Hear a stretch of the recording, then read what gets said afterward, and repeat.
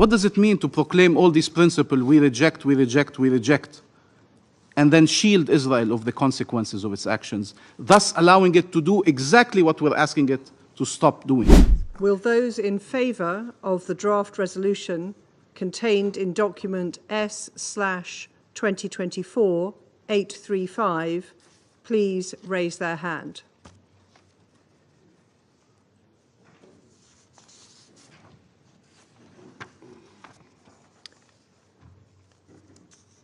Those against?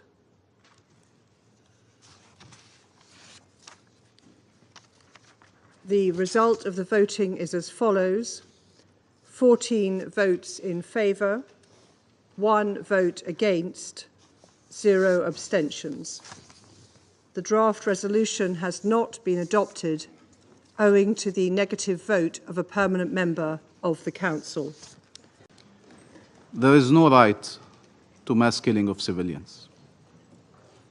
There is no right to starve an entire civilian population. There is no right to forcibly displace a people. And there is no right to annexation.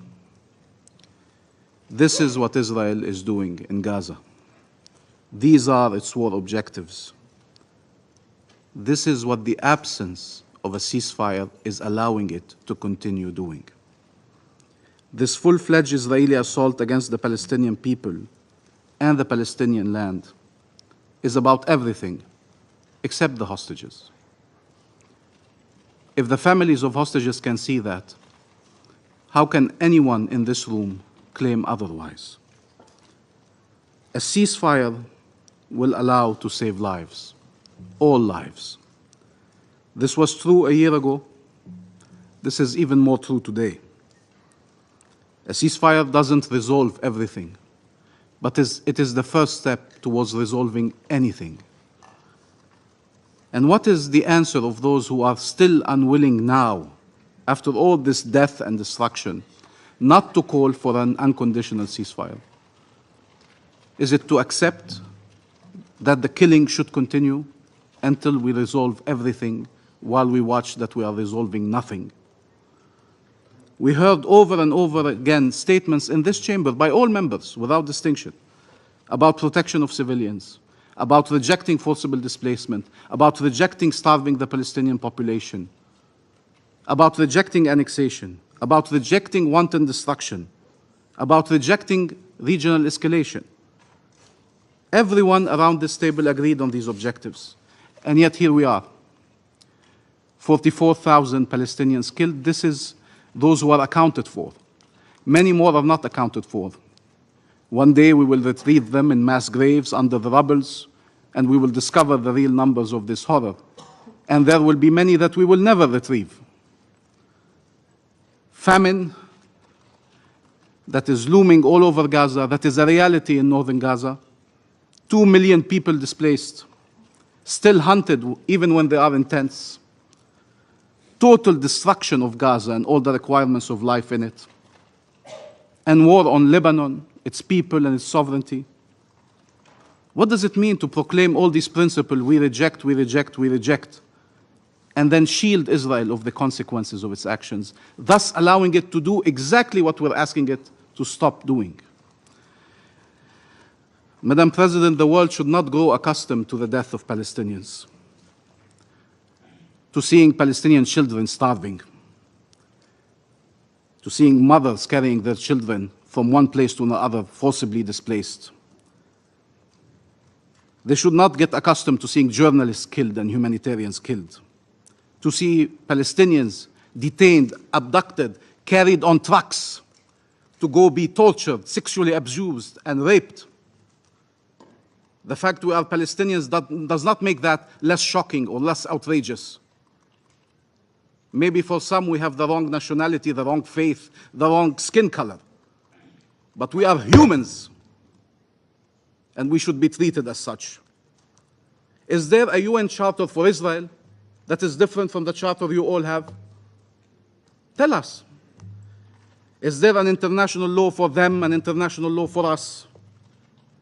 Do they have the right to kill, and the only right we have is to die? What the hell does Israel need to do more for this council to act under Chapter 7? What more can they do for this council to act under Chapter 7? Or will this council be the last place on earth that cannot recognize a threat to peace when they see it? When it is so glaring, so undeniable? You are witnessing the attempt to annihilate a nation, destroy a nation. It is not even hidden, it is in plain sight. And yet the very tools designed to respond to these situations are not being used. So which one is it? Are Palestinian lives not worth saving? Or does Israel have a license to kill? Can this council only adopt resolutions and then witness their blatant breach? This self-inflicted powerlessness has to stop. And like Algeria, we repeat, the resolutions of this council are binding. Their role is to be enforced. Their role is to change reality, not to record violations for history's purposes and then allow them to continue.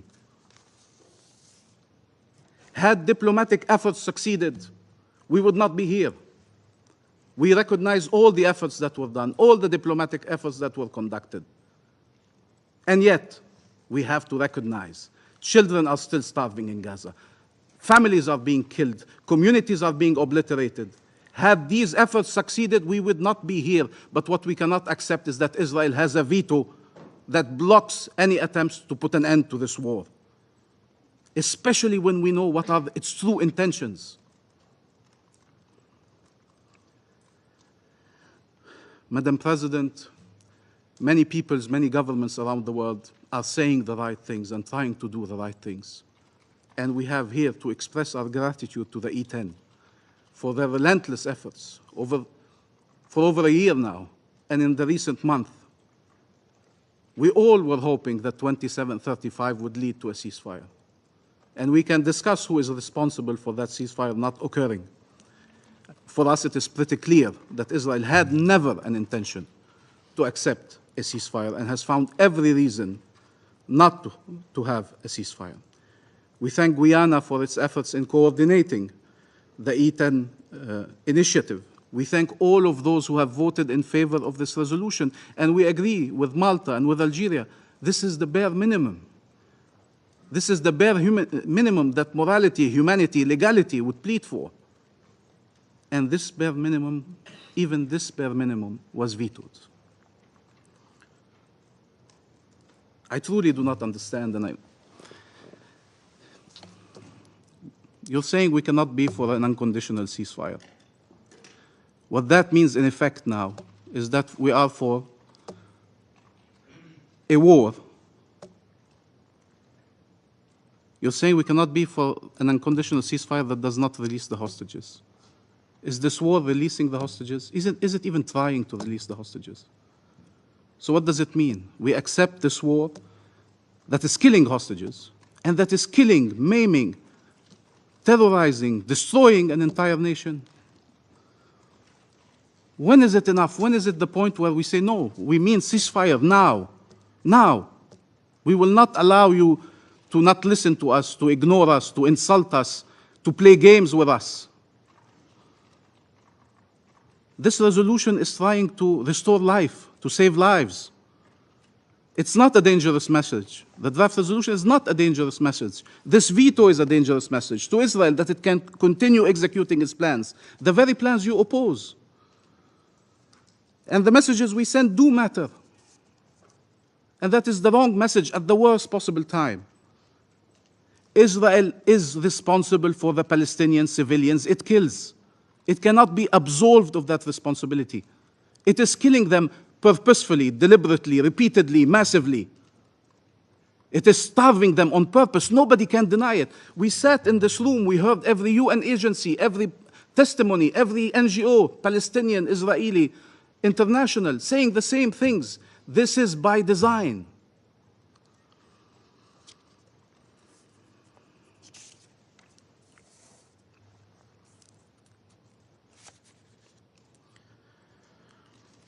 What does it mean that release of the hostages should be unconditional. This is what the Council has said repeatedly now for a year. Release of hostages should be unconditional. But stopping killing Palestinians is conditional. There are acceptable conditions to stop the mass killing of Palestinians.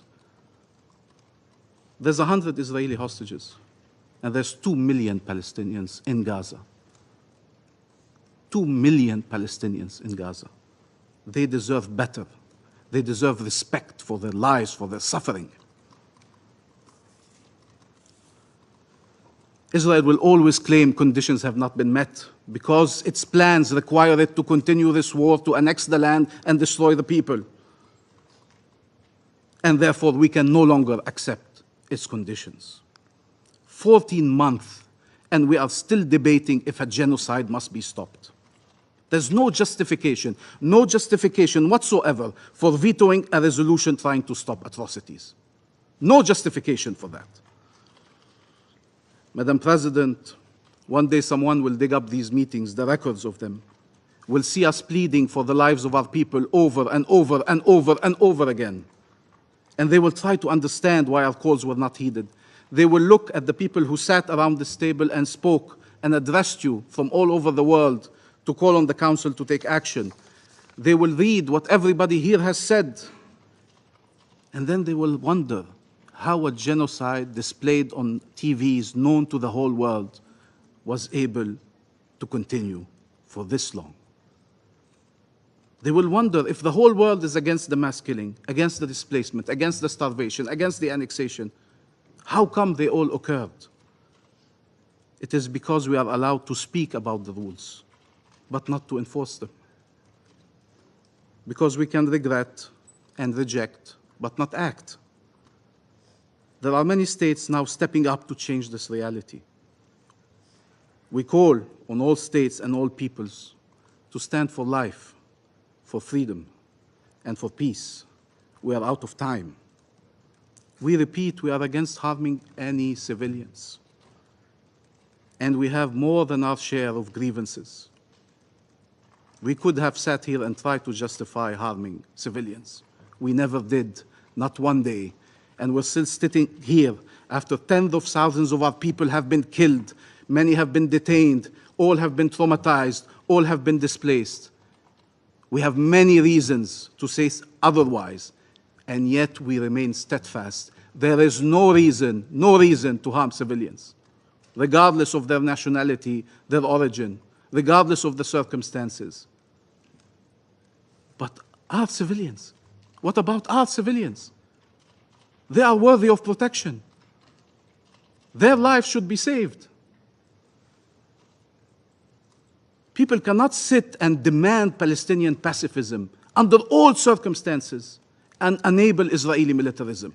That cannot be done.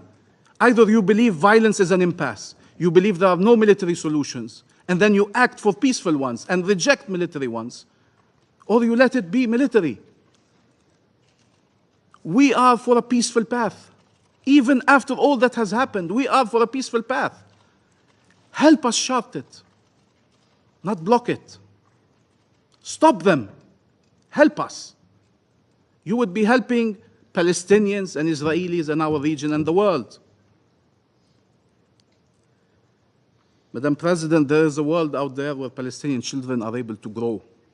We are not born to be occupied and killed and displaced. That's not our destiny, that's not our fate. There is a world where we could live and grow and see our children grow with no occupation, no bombs, no tents, no settlements, no walls, no military checkpoints, no prisons, no constant humiliation, no oppression, no house demolished, no amputations, no pain and no agony.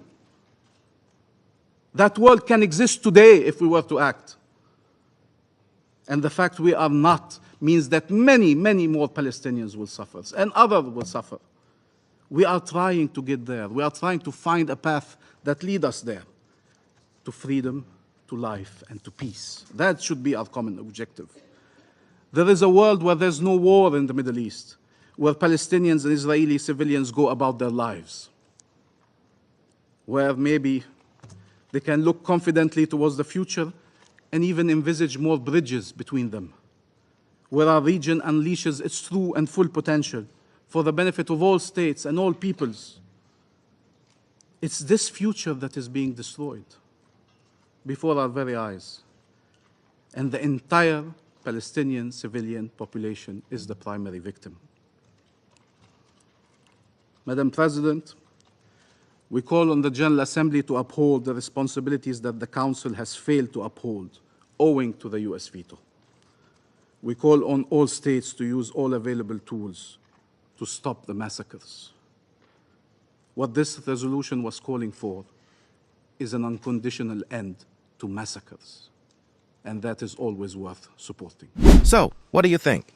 Drop your thoughts in the comments below. And if you found this video insightful, give it a thumbs up, hit that subscribe button, and share it with your friends. Let's keep these crucial conversations alive. I am Adaka Africa, and this is Global Lens. Until next time, stay informed, stay engaged, and remember, every voice matters.